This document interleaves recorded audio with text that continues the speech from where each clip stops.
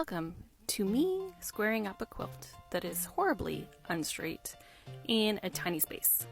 I like to use my largest square ruler, which is my 16-inch one, and my Ergo rotary cutter.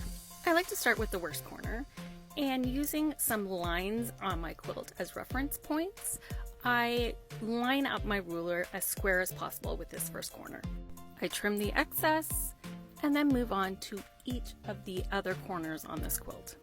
I am less concerned with the quilt being square, as in all the lengths and widths being the same at this moment, as just squaring up these corners. Having square corners is the key to making sure that we can even out the middle parts of the quilt. Pro tip, adding a piece of fabric lets you check your tension without having to stitch on your quilt.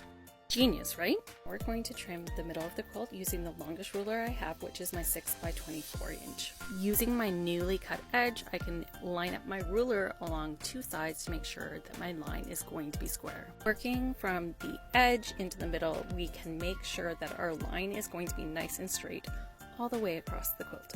This is particularly important if you have a quilt where the length or width varies throughout the quilt.